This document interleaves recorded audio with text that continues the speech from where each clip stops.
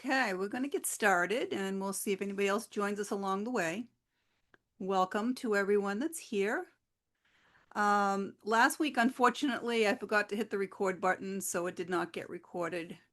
There was a gentleman here, I believe his name was Justin last week, who was a paranormal investigator.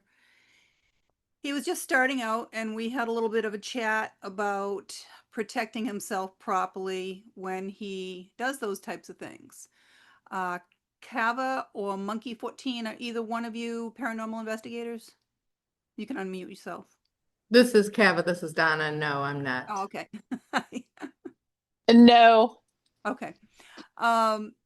So some interesting things happened when I was speaking with him last week. Every time we started talking about protecting himself before he goes out on one of his paranormal hunts, the voices kept cutting out, and he was the only one that it was happening to. Another interesting thing that happened that night. This is a medical alert that I wear, and I tell everyone they should wear some type of protection so that evil sees that and kind of passes them by because they don't want the fight. So a medical alert is actually a religious symbol. It's called the Kundalini, and it's the rod with the snake, the asp that goes up. And I've been wearing this particular one for over 30 years. It is, I believe, 12 or 14 karat gold. I'm not sure which. It's not overly soft gold. And when I woke up in the morning, I don't know if you can still see the little bit of a bevel on it, but this was bent in half. And I sleep on my back. There's no way in the world this could get bent in half. And in fact, it was bent so much, it was very hard for me to unbend it. So I think that was a little message for me as well, that they weren't happy about me disseminating information, but that's why I'm here. So it's very important when you're meditating that you protect yourself prior to meditation. You want to call on Archangel Michael to come in and protect you. Anything that you're doing that could be construed as opening a door to the other side. Not sure if everyone heard about the incident with the Annabelle doll this past weekend. And the handler died supposedly in his sleep. He was 54 years old. I did know him. We'd met. I worked with NESPR for a little bit. And there could very well be a connection to that. Even though he was a very religious person, he opened that case and moved the doll to another case. He thought he might have been protected because he was wearing gloves that had been blessed. But believe me, when you open a door, there were a lot of demonic spirits that were inside that case. I'd had my picture taken standing beside the doll, and you could see inside the case in the picture probably 10 or 12 demonic spirits in the case. And the girl that had her picture taken right after me, the case didn't move. The doll in the case had moved probably about 3 inches, just enough so if you looked at her picture and looked at my picture, you could see that the doll turned like this. It was pretty creepy. But evil is real, and you have to be very aware of it and protect yourself from it, because everything that's happening in this world today is a war of good and evil, and God wants your soul, the devil wants your soul. So you need to be vigilant and you need to pay attention. It's just like people. There are a lot of people that might have lower vibrations, maybe some type of an attachment to them. We were talking about people that were energy vampires as well last week, that kind of drain the energy right out of you, and that also happens. It's very, very real. You spend some time with somebody, and after you're done, you're completely exhausted because they've drained everything there is out of you. And that's what energy vampires do, and that's what attachments do as well. If you should have a demonic attachment to you, it will completely drain your energy out. So does anybody have anything they want to discuss or questions they want to ask this week? You just raise your hand, I'll call you, or you can unmute yourself because there's not a lot of people here tonight.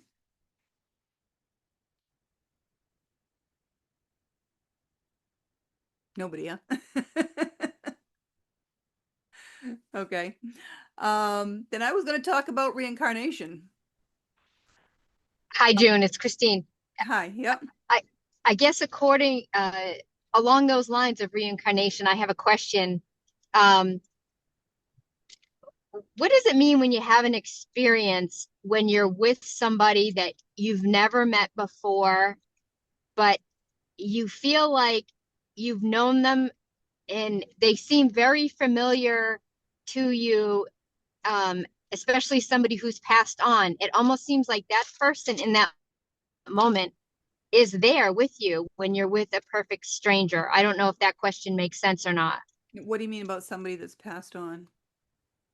Um, so I'm asking this question for my sister, actually. So she went to Ireland recently and she met a stranger at a very religious place, but this stranger just seemed to be the um, embodiment of my grandmother. So even though this was an elderly man she met, everything about him was, she would have sworn it was my grandmother in disguise. The laugh, the eyes, the mannerisms, she just felt like she was with my grandmother in that moment. But it was a perfect stranger she was with, and it was a man, not even a woman. But she Right. said, Chris, it felt like grandma in that moment. So I don't know if there's any explanation to that. So I was asking on her behalf. So it doesn't really fall into the realm of reincarnation, but I can give you an explanation, a couple of different explanations actually. The Okay. most plausible explanation is the fact there are something called an earth angel. Um, so earth angels are literally an angel that will appear in human form when you need them for some particular reason. It could have been an earth angel. More than likely, however, I think her grandmother may have temporarily taken over someone else's body to be able to give those mannerisms and those things. And they can do that as well. A spirit can temporarily do that. Um, Wow. that would make even more sense to me that she was doing that and almost channeling herself through that man's body. Um, it's almost like a little possession. You've seen all the movies where the devil can possess you. Well, angels can possess you too. They're doing it for a better reason. And souls from the other side have that opportunity to be able to kind of do that, a little bit of a manipulation. It's not done for the wrong reason. It's done for a caring reason. Um, there's so many things that we don't understand that they're able to do from the other side because they're pure energy. Everything in the universe is pure energy. So there's many things that they're able to do. I was at an event one time with my sister and brother-in-law, and um, my brother-in-law's mother had passed, I don't know how long before that, not a heck of a lot of time, maybe within a year. But she happened to be there in spirit in the bar. And, when I'm working, I'm working. When I'm not working, I'm not working. So I wasn't going to be telling him, hey, by the way, your mother's standing behind you. You have to have boundaries. And she wasn't happy about the fact that I wasn't telling him that she was there. So when they took a group picture, my face was all distorted. She was standing in front of me, and she superimposed herself over me because she was upset. So they can do lots of things, and she's not a ghost. She's in heaven. When they go to heaven, they have that higher vibration, that higher energy. They can move back and forth between the worlds very, very quickly. And yeah, I had a little talk with her the next day as well because that wasn't very nice. But she wanted to be known. That was the bottom line. And she wanted her son to know that she was there. And so the next day I did have a talk with him and my sister and let them know that she was there. Um, so yeah, they can do all kinds of funky, funny things sometimes. But for the most part, when you run into somebody and you feel like you've known them forever, it's because we do reincarnate from lifetime to lifetime with the same groups of people. Every archangel has a soul group. We reincarnate with that soul group every lifetime. And if you owe someone a karmic debt, they're going to be in your life to collect it. If they owe you the same thing, they're going to be in your life to pay you back. And many times you'll just run into somebody that you feel like you've known forever because you've known them probably in many past lives. And that's what happens. It's that feeling of familiarity. Same thing when you meet someone that you're very, very attracted to. The odds are that you've gone through previous lifetimes with them. And that's the reason for the attraction. Same thing if you go to a place. Maybe you've gone some place that you've never been before. And it just seems like deja vu. It's like, I've been here before, because you most likely have been. Either that or you had some type of a dream premonition that you were going to go there, but the odds are more likely that you actually have been there in the past. And you're just kind of, cells in your body are kind of remembering that energy that was there when you were there in a previous life. Great question.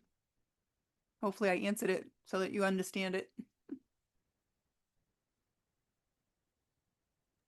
Thank you very much. Yes. You're welcome. Anybody else have any questions?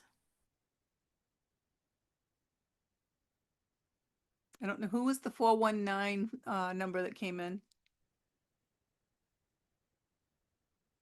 Can you unmute yourself and just introduce yourself?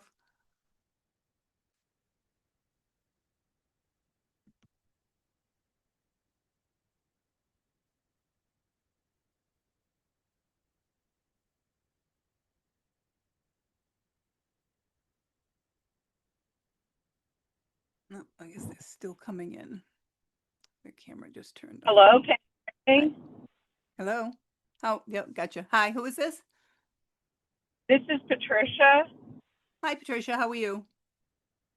Good. I had another place to be till 8 o'clock, so I'm on my way home. I'll be a few minutes and I'll jump on Zoom on my computer. No problem. You aren't in the paranormal field at all, are you, Patricia? No, Okay, I don't. okay, we had a I've small had a few. discussion about that when we started. Okay. No problem. If you have any questions, just let me know. Okay. So let's get back to reincarnation, I guess. There used to be a show on TV of children that had reincarnated and remembered all their past lives. The host of that show was Chip Coffey. Chip recently passed away. And it's very interesting when you have children that still remember their entire past life. There's something there that wasn't settled when they came through.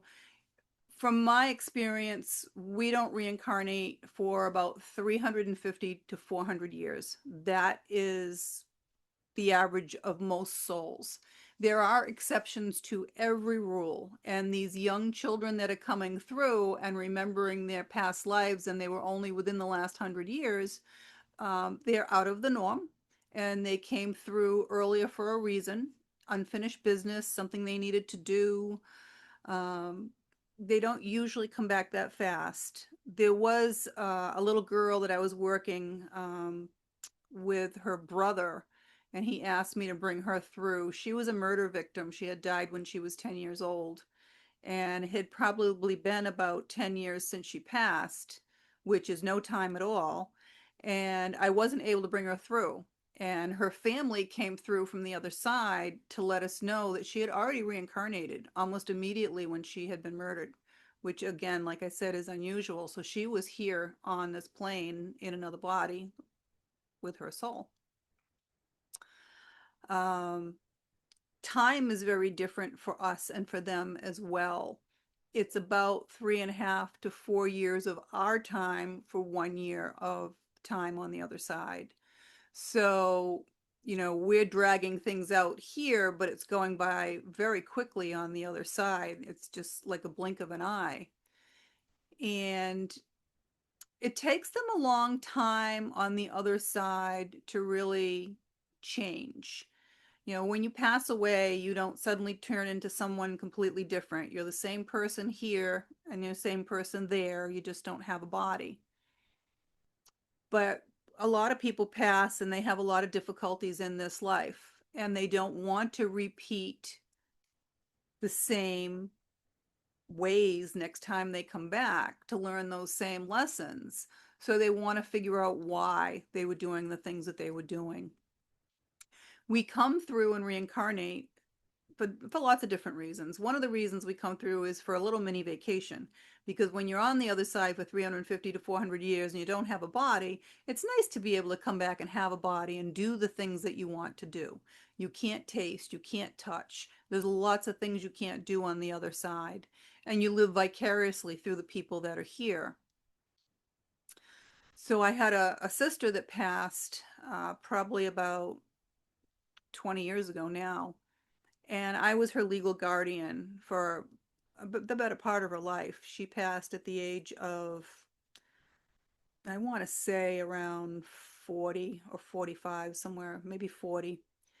And she did come through a couple of times after she passed, but it took her about 4 years of our time, which would have been about a year on the other side, before she came through to me and apologized.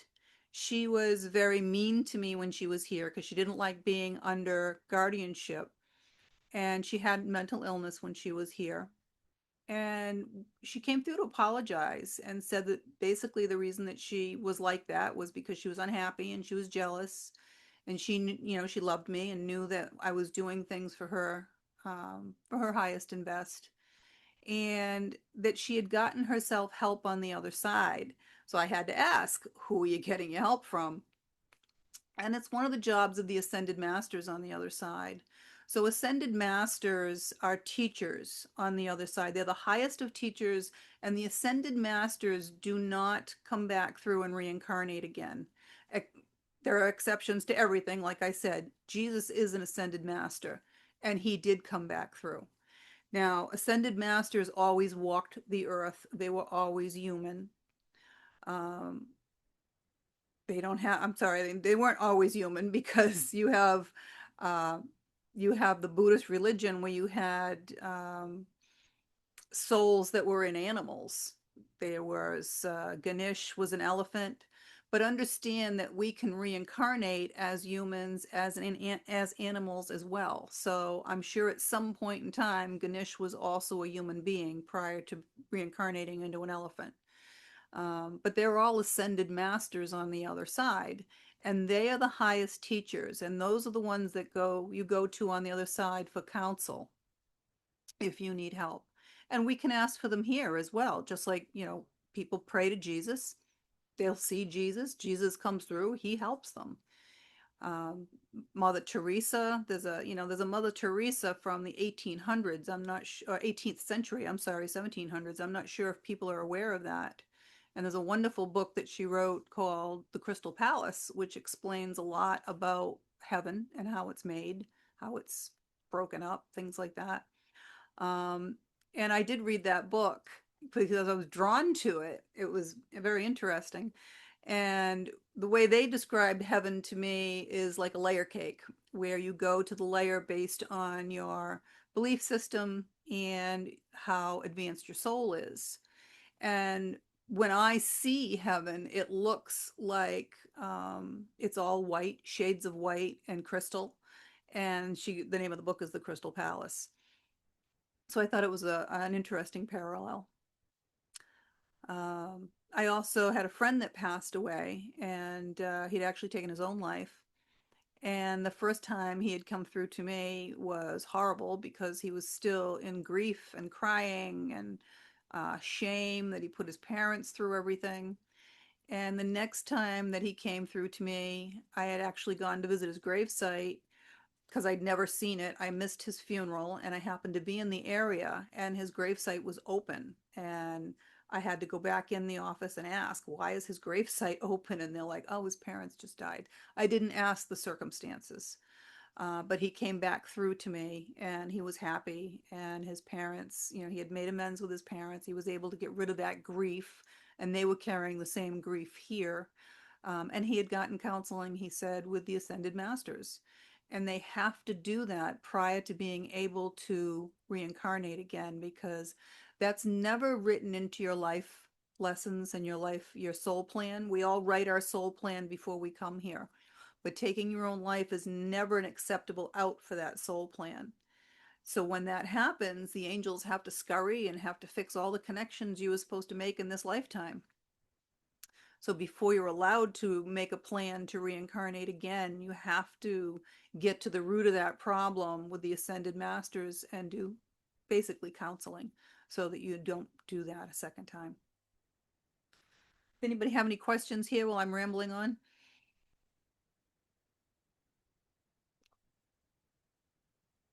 You can just unmute yourself if you have a question. You don't have to bother raising your hand. There's not that many people here. Oh, let's see what else. Angels are a completely separate race. They were never human. Their entire existence is to help us and be there for us. But there are rules on the other side as there are here. And in order for an angel to help you, you have to ask. That's their rule. The exception to that is a guardian angel, and that is not an angel. That is someone who was specifically appointed or volunteered to look over you while you're here on this journey. They're usually someone who was closely connected in your past life, whether it was a friend or a relative, someone who very close. And they can jump in at any time and help you. You don't have to ask them. So if you're ever driving your car and you skid on ice and snow or rain and you swear somebody took that wheel and guided you off to the side of the road, that would have been your guardian angel. And your guardian angel can change if for some reason you have someone that you're very close to in your life and they pass away. They can ask on the other side to be your guardian angel and look over you. And when they do that, the original guardian angel that you were born with steps back and oversees that. So you technically have two guardian angels at that point. How lucky are you? And it happens. I've seen it a few times. Understand that the things that happen to you in this lifetime are always happening for your highest and best. It may seem horrible, whatever it is you're going through at the time that you're going through it, but there's always a reason, and you may not know the reason for a long time. Hindsight's 20/20. That's what they say, because you can always see how when one thing happens, something else happens after that that's amazing. And years later, you can look back and say, wow, if that tragic thing hadn't happened, then this wouldn't have happened, and this wouldn't have happened. So let's say, for instance, you were supposed to move to another state for a new job. And the reality is, once you got there, your whole life was going to change, but you don't want to move because you don't know anybody there. It's going to cost you a lot of money, all these reasons why you don't want to move. Well, the universe will step in. If that's part of your life plan, it will step in and get you back on that path, and it's going to make you move. It could burn your house down. It could have you lose your job. Maybe you have to drive out there to help somebody else. Something will happen to make you get where you're supposed to be. And then everything else happens from there. And then, like I said, you look back and say, oh, well, if the house hadn't burned down or I hadn't lost my job, I wouldn't have moved. I would not have met such and such a person. I would not have had these children. I would not have had, you know, whatever it was that was supposed to be happening to you. And sometimes things happen that really aren't about you, because everything in life is not about you. Sometimes the lesson is for someone else. Sometimes you're just there to help someone else. You know, we all have karmic debts, both to collect and to pay. And there's nothing wrong with karma. Karma is not a bad thing. If you do something to someone in this lifetime and you do not have remorse and you do not make amends, then you owe a karmic debt in another lifetime. but it's not a bad thing. Let's say you stole money from someone in a past life, and the next life, they're probably not going to come back and steal money from you. They're probably going to come back and maybe be your boss so that they can teach you how money works. Money is energy. That's why it's called currency. And we're here to learn 5 very specific lessons so that our soul can advance on the other side. And some people need all the lessons reinforced, some need a few of the lessons, but everybody needs something there, I guarantee it. What are the lessons? They're outlined in my book, All's Fair in Love and Karma. The first one is self-worth, and it's not value because that's what other people place on you. Self-worth is the understanding that you are so important. You are the only one of you in this entire universe. How special is that? You came here for a reason. It's also understanding that it is not selfish or narcissistic to put yourself first. That's just what society wants you to think. If you don't put yourself first, you're just not going to be here for anybody else. It's that simple. You won't be here. So you have to learn how to get boundaries up and put yourself first. The second lesson everybody has to learn is trust and communication. You have to trust that there is a higher power. There's only one. I don't care what religion you are around the world. There's 174,000 Christian religions just in the world. And there's only one God. You can call him whatever you want. Higher power, God, Buddha, doesn't matter. There's only one. You have to know that. There's also, you also have to trust that you made the plan. And like I said, if things aren't going your way, you've got no one to blame but yourself because you made this plan. And if you're not listening to your soul and you're not following your plan, the universe is going to step in to get you back on track. That's how that works. Okay. You also had to learn how to communicate because we don't know by osmosis what other people are thinking and feeling. You have to be able to verbalize that somehow and let other people know. Relationships just aren't about, romantic encounters. You're in a relationship with everybody in your life. You're in a relationship with your family, your friends, your parents, your boss, your employees, your employer, the guy at the grocery store that you see every week. These are all relationships, and every one of those relationships is meant to help you learn one of these lessons. So you have to learn how to communicate to people. And sex is nothing more than another form of communication. If you can't trust and communicate outside the bedroom, you're not going to be able to trust and communicate inside the bedroom. It's that simple. It's part of life. Then you have unconditional love, and that's a very tough one for a lot of people. Everybody wants to play the victim. They hurt me. They did this to me. No, they did not. If you're hurt, that's on you. They're only doing what they're supposed to be doing. Believe it or not, that's their life plan, and that's a fact. What you do with that, what you feel for that, that's on you. The only power you have in this world are your actions and your reactions to everything else that's happening around you. Okay? Unconditional love is very difficult for a lot of people. They go through a divorce, they're stuck in the low vibrational drama of it, instead of looking at the bigger picture and being grateful of the fact that maybe they've had children. Maybe they had someone in their life for a while that was able to show them what love is. Losing that is terrible, but it's always better to have loved and lost than never to have loved at all.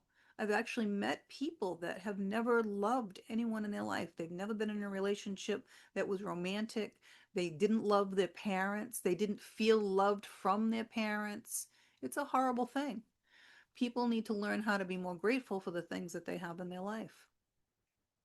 And again, if you can't learn these lessons as they're trying to teach you, the lesson gets tougher and tougher. It really does. The universe gets harder and harder because you're stubborn and you don't want to learn the lesson. Then you have money and balance. And because everything in the universe is energy, everything in the universe has to stay in balance. This is why you have day and night, left and right, up and down. Everything has to stay balanced, and that includes us. We have to stay balanced as well. And it's very, very difficult to balance your energy. If you're getting a little excited and high when the moon comes out, guess what? You're not balanced. If you're all depressed because it's a rainy day, your energy is not balanced. When your energy is balanced, the highs aren't so high and the lows aren't so low, but life is just very wonderful all the time. That's balanced energy. Money is energy as well. That's why it's called currency, and it's what we use in this 3D world here to show whether or not your life is in balance. If you're working too many hours because you want to earn more money, then the rest of your life is going to be out of balance. You're not going to have time for your family, your friends, your own hobbies. If you're hoarding your money and just stashing it away for a rainy day, guess what? You're going to be out of balance because energy doesn't work that way. Money does not work that way. The more you put out, the more comes back. It has to flow. If you think of a piece of wire and energy going through that wire, it's like a river. It has to flow. And money is the same thing. It has to flow. The more you put out there, the more will come back. It's how it works. When you are hoarding it away, it's not going to be bringing you anything. It just does not work that way. And the universe never wants you to be in lack. No one is meant to live in lack. You're meant to live a life of abundance. This is what the law of attraction is all about. How do you get there? You have to raise your vibration. And because we're like magnets, we're always either repelling or attracting at any given time. When you're attracting, you've raised your vibration, everything you want starts to come to you because the universe wants you to have it. Just because you can't see everything on the other side doesn't mean it's not there. Just because you can't see angels doesn't mean it's not there. If you believe in a God, just because you can't see him doesn't mean he's not there, right? Just because you can't see something doesn't mean it's not there. We can only see what our eyes allow us to see.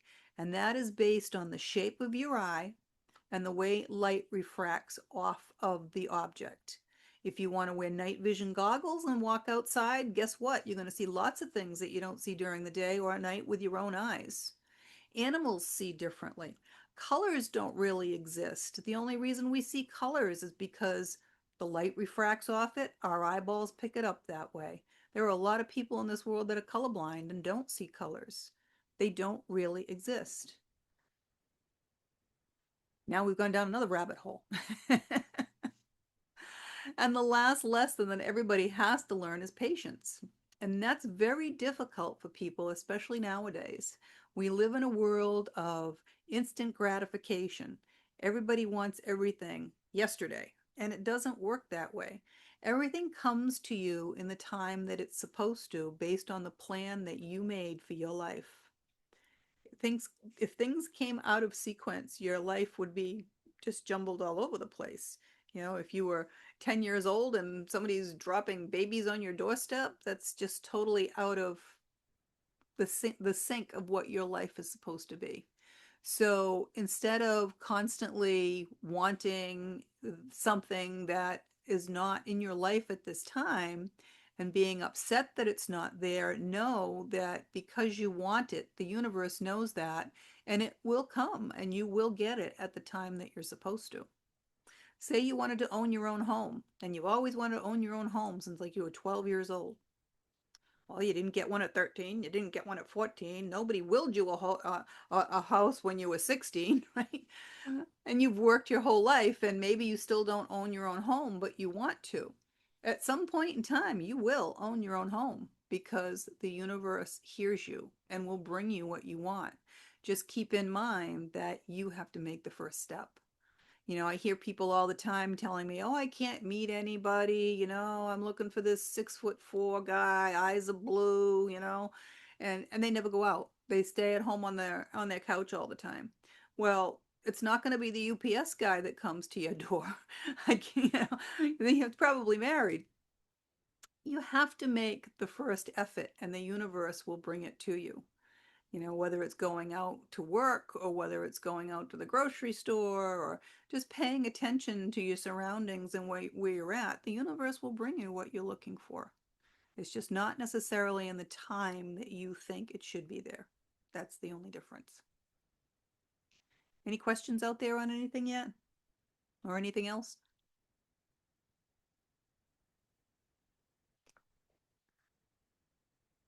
Come on, guys, we don't have a very interactive group here.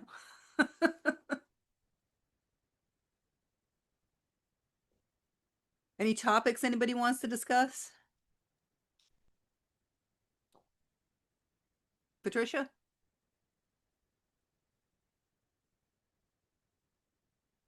June, I have a question. It's Christine.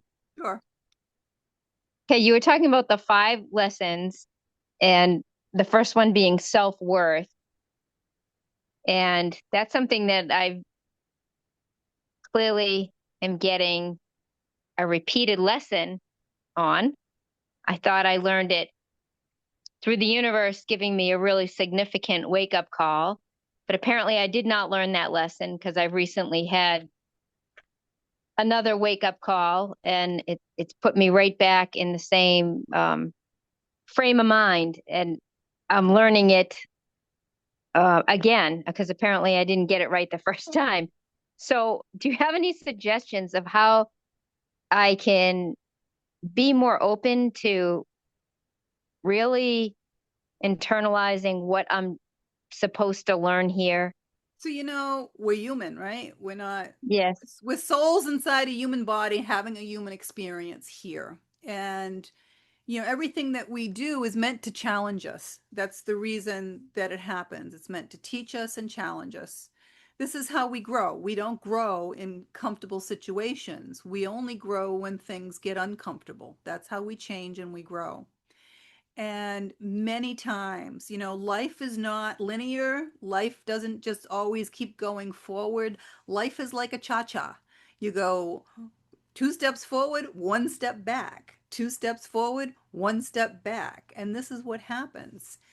And we are also creatures of habit. So even a lot of my students that have gone through my program and have completely changed their life around and gotten their marriages back on track and life is wonderful, boom, COVID hit. I can't tell you how many of them went back to all the same habits they had prior to doing my program because they got in that rut of COVID and being home all the time. We're human. We're not perfect beings, and it happens. We go back to the old habits, and you have to understand that you're doing it and stop yourself. Many of them had to repeat the program again, but when the universe gives you a gift and you don't appreciate it, they don't give you the gift as easy the second time. It's a lot harder the second time. It's kind of like, your boss is handing out extra work and people grumble and complain, I don't want to do it. I don't want to be here. I don't want to stay here. And you've got a couple of people that, oh, I'll take it. I'll take it. I don't mind. I'll get it done. They're going to keep getting all the extra overtime, all the extra work, right? Probably a couple extra raises on top of it. The angels in the universe are the same way. The people that are grateful for what they get, the people that learn what they're supposed to learn and keep their vibration high and keep doing what they're supposed to be doing, the universe makes it an easier road for them and brings them more often. So I'm sure you recognized that, obviously you recognized that you had an issue with self-worth the first time and you fell back into the old rut and got knocked down and had issues with self-worth the second time. And it's not uncommon. It's not something to beat yourself up over, but it's something that now that you recognized it, you set your boundaries. And if it doesn't feel good to you, if it's not what you want, you don't have to keep compromising. All relationships are built on compromise. That's a fact. But it's how much you compromise that makes the difference. If you're compromising too much, you're in the wrong situation. You need to change that. And you can either change the way you're reacting, the way you're acting, or you can leave it. Those are the 3 things that you can do to change your situation. Sometimes they're hard choices, but like I said, you have to be uncomfortable before you can change and learn. And some people had to be put into more uncomfortable situations than others just because we're stubborn. And I'm one of those. I'm very stubborn, so I can relate to being put into more difficult situations before I get with the program type of thing. But great question. Thank you. Thank you. Patricia, did you have a question? I see you're unmuted. Hi. I can't hear you. You have to, I'm not sure why I can't hear you. You are unmuted, but nope, you're muted again.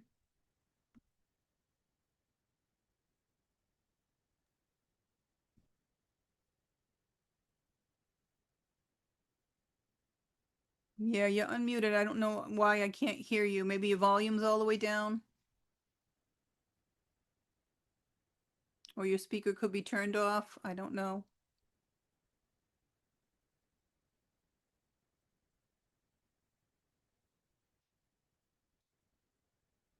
You can always go back on your phone if you want and go that route.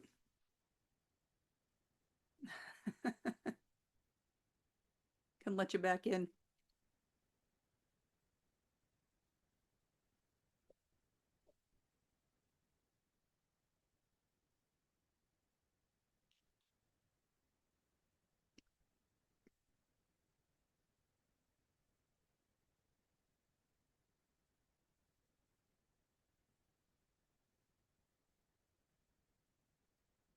While we're waiting for her to come back in. What else? Many times we have to repeat our lessons. Patience is tough for a lot of people. We always, we want things when we want it. And when we've been waiting a long time, we feel like we deserve it, which may be the case. Eventually, you have to understand and know that eventually you will get everything that you want in this world because the universe wants you to have it.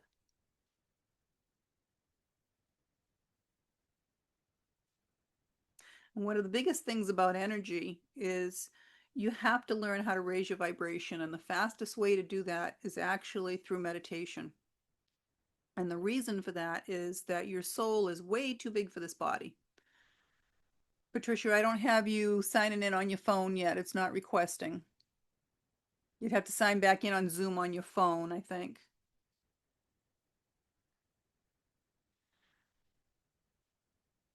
So part of your soul is in your body and part of it is over your body that people can see, and they call it an aura. A lot of people can see auras. And the majority of your soul is actually in the lowest level of heaven, the fifth dimension. And that orchestrates all the timings of all the events that happen in your life here. And it has all the knowledge of all of your lifetimes. So when you're meditating, you're not actually getting in touch with just what's inside here, but you're getting in touch with that part of your soul that's in the lowest level of heaven, that fifth dimension. And when you're in touch with your soul and when you're listening to your soul, it's the difference between I know and I think. I think is your brain. I know is your soul. And, while we're here in this 3D body, having this human existence, our brain has a very specific job. It's a computer, it's processing all of our information. But the job that your brain has is actually to protect you. And it does it by creating fear. So most people make their decisions based on fear. When you do that, it's a 50-50 crapshoot. Sometimes it works out, sometimes it doesn't, and you're always going to be questioning yourself.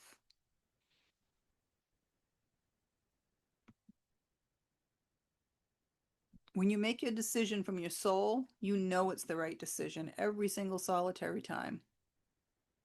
You just have to unmute your phone. There you go. There you go. It just took me a little bit here. And I just wanted to thank you for having this session because I'm interested in learning more about everything spiritual. So thank you. I'm going to have you turn your computer off and we'll keep you on your phone for a little bit. That way we don't get the feedback. Okay. There we go. Can you hear Okay. us? Okay, wonderful. Yes. Thank I did have a question. Sure. Could you, and maybe you've already talked about it because I came late. Could you talk to the differences between a soulmate, a twin flame, and a karmic Sure, relationship? and I didn't, so thanks for asking. So, we have many karmic relationships, we have many soulmate relationships. A karmic relationship is someone that has come into your life to repay a karmic debt, okay? Either you owe them or they owe you. And it's all about teaching lessons. And it's a karmic relationship because it never quite feels right.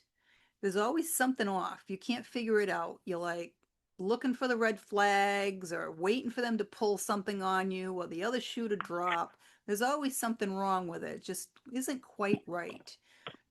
And as soon as one or the other have learned the lesson that you're there to learn, the relationship ends immediately, always.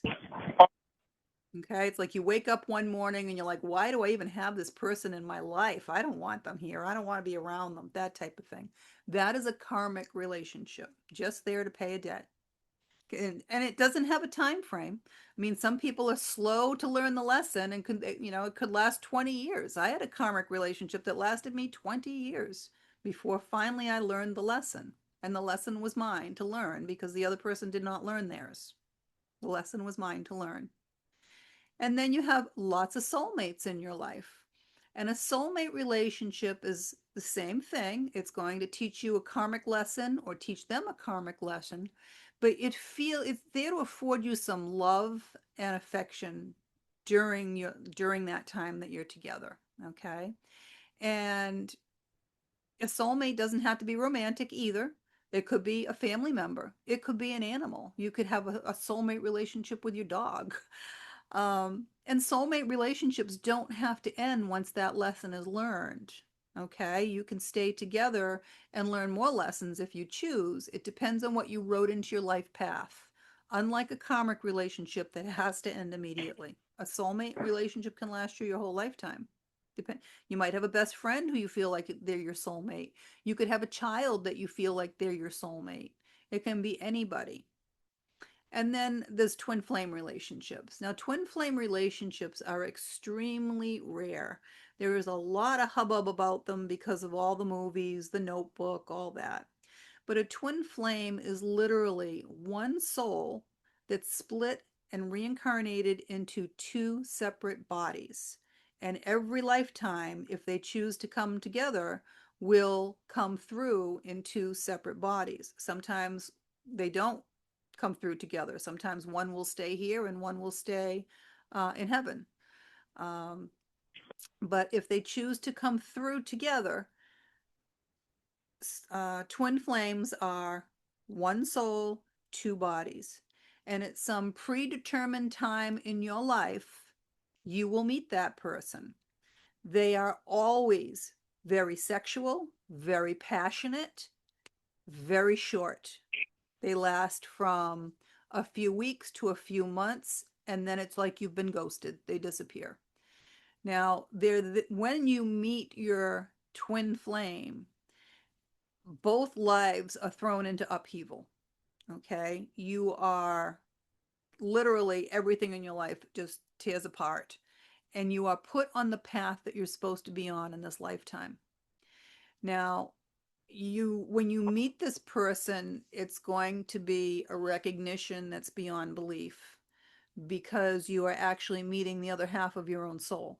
They are everything that's missing in you. They are a mirror to you. They show you everything that's wrong with you and everything that's right with you. So they'll bring out the best and the worst.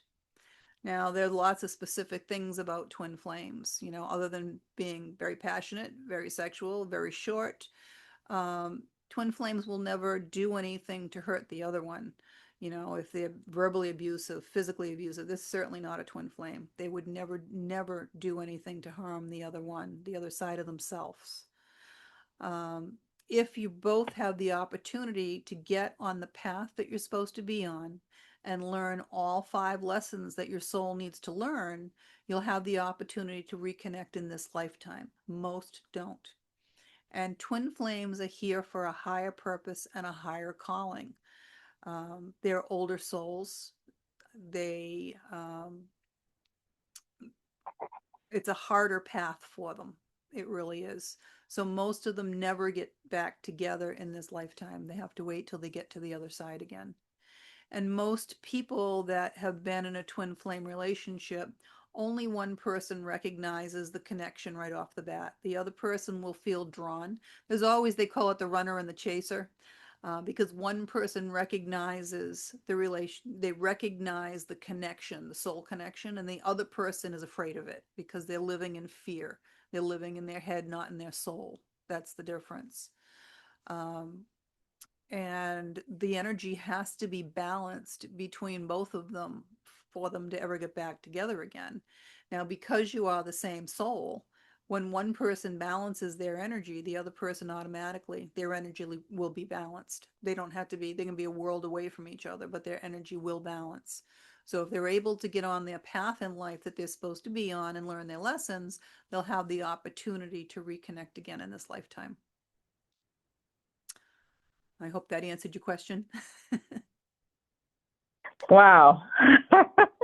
Very interesting. Yeah, a lot of people think they've had a twin flame relationship because they suddenly have a, they feel a deep connection to someone, or as soon as they met them, I knew them, but they're soulmates. They're very, I do a kind like energies attract, and because I am a twin flame, I attract other twin flames. I've run across, probably had 3 or 4 in my program, but mind you, that's out of hundreds of people, hundreds and hundreds of people. They're rare, they're very rare. There's only, I want to say 188,000 couples of them at one time on the earth, because they're here for a specific reason. So they are rare.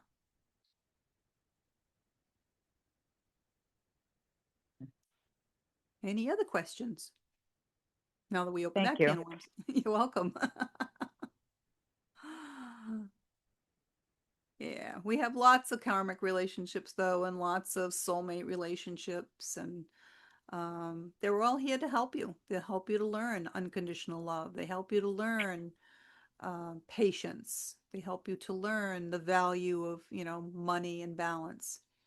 All of those lessons, and self-worth. Many people stay in karmic relationships that are abusive or negligent or not good because they have to learn self-worth, or the person they're with has to learn self-worth. It's one of the toughest lessons, and it can take a long time.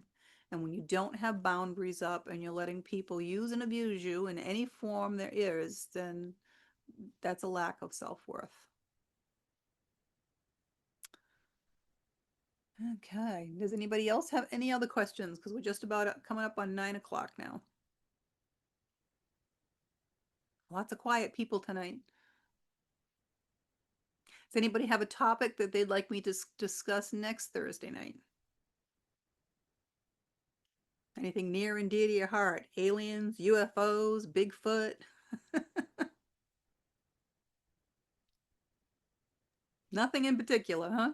No, this is Donna. I was just gonna step back a little bit into some of the conversations, because it's absolutely right. We know we're in flow, everything is going good, but it's so easy as a person like myself that can get in their head. And then I know that I'm out of balance, and then it's about getting back in balance again. And finding the right meditation or the right way to get in balance. And then I was going to go also in the topic of the self-worth. For me, I think it's the boundaries when it comes to family. That's the weakness. It's like, okay, my son or grandchild or somebody. And them are the 2 things I was going to So backtrack. let me speak to that first, and then we'll get to the first topic after. So family's a tough one, okay? People have to remember that you're not the suit that sits here. You are the soul inside, okay? You came here for lots of different reasons. And just because you were born into a family does not mean that you are obligated to even have them in your life the rest of your life if you don't feel that that is for your best self-worth, okay? I come from a very large family, 8 children, and not by my choice because they've decided to cut everybody else out at this point, but I was only down to 2 that I was speaking with, and now I was down to 1, and I don't think I want to have anything to do with that one anymore. So, but just because you were born into the family, you have to still learn to put yourself first, your needs, your wants, and um, if they're not bringing something there to you, then you don't have to have them in your life. You know, most of my family cut my parents out long time ago because they were very negligent parents. And, you know, I took care of both of my parents before they passed, but I didn't necessarily do that so much for them as I did it more for me. Okay. I knew it was the right thing to do. I learned that they were just actors in a play here as well. And they were doing what they were supposed to be doing for whatever reason. They brought me into this world. I'm grateful for that.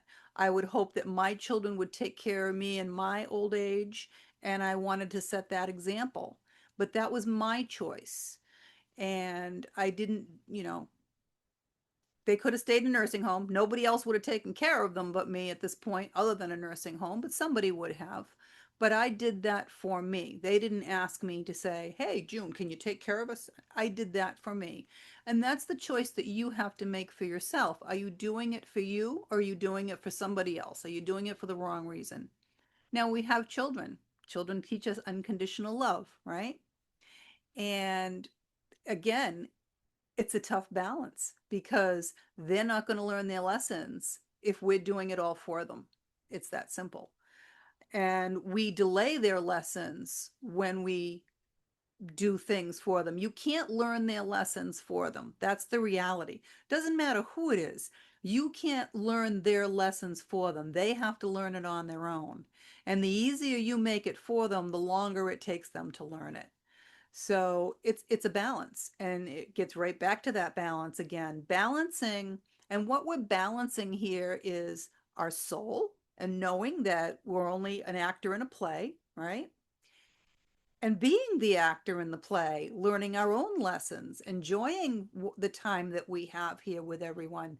It is a challenging balance, but it's why we're here, right? Nobody said we came here to have it easy. Nobody said that. Nobody said life was going to be easy. Sometimes it is, sometimes it isn't. A lot of it is perspective. It's our perspective in life. And we can look at it as a challenge, we can look at it as a gift. It really depends on our perspective. And then in getting back to being balanced, like I was saying about us having a brain in our head while we're here, our brain is just part of this 3D scenario that we're living here.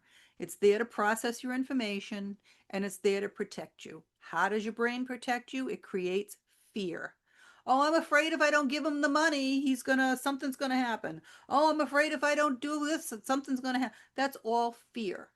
You have to get out of the brain, you have to get out of the fear, and you do that and get in touch with your soul through meditation. So when you meditate, prior to meditation, you always protect yourself, because when you open yourself up to the universe, you're opening yourself up to good and evil. And the prize is your soul. And you can't do it sometimes, you can't do it once in a while. Every time you meditate, you have to ask Archangel Michael to come in and protect you from any lower vibrational entities, any attachments, and any harm before you open yourself up and call in your angels, your guides, your loved ones, and then get out of your head. Some people like to listen to little background music, some rain. Some people like to go sit outside on the ground so they're grounded.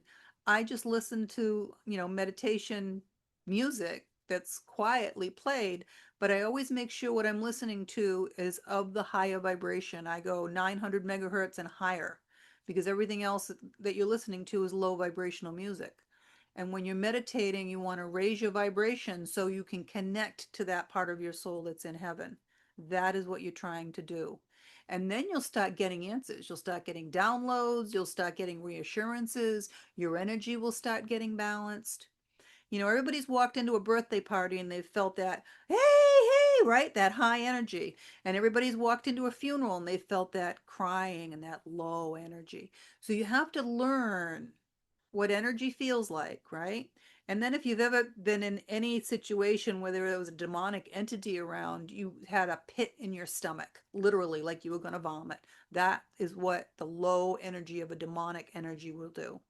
So you need to learn how to balance your energy. Like I said, the highs aren't so high, the lows aren't so low. And every time you feel like you're getting out of kilter, take 5 minutes, take 3 minutes, meditate, connect with your soul. You can get yourself back into balance that quickly. But I recommend that everyone, until they're balanced and they're able to connect quickly, to meditate 3 times a day for 20 minutes, morning, noon, and night. Try and stay in the same place, at least one of those meditations, because all your guides and angels from the other side will be sitting there waiting for you and expecting you. The same time, the same place, every day. It's amazing. But it's going to take you 18 or 19 minutes to really connect to your soul until you're proficient at it.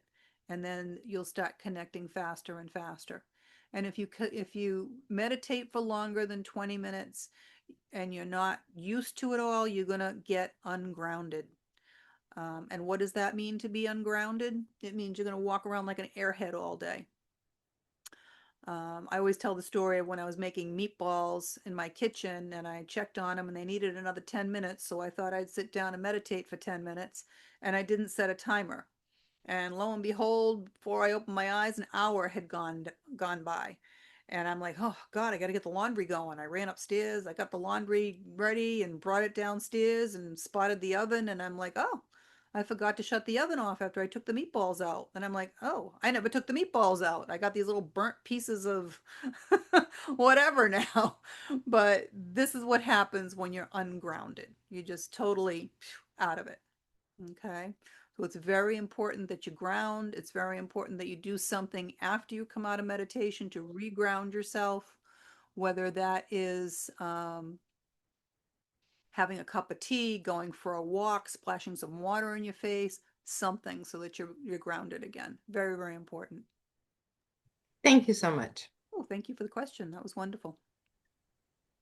Anybody else have any other questions before we call it a night?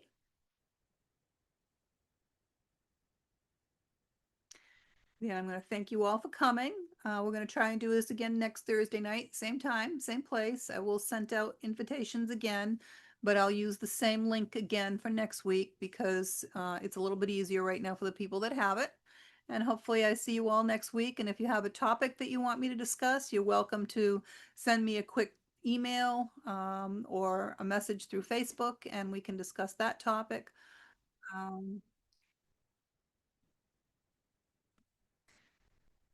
Or if you have any other questions during the week that you think of, you're also welcome to either write it down or send it to me. If for any reason you can't make it, I will try to address the question on the chat next week. Okay. Thank you so much. Have a wonderful week.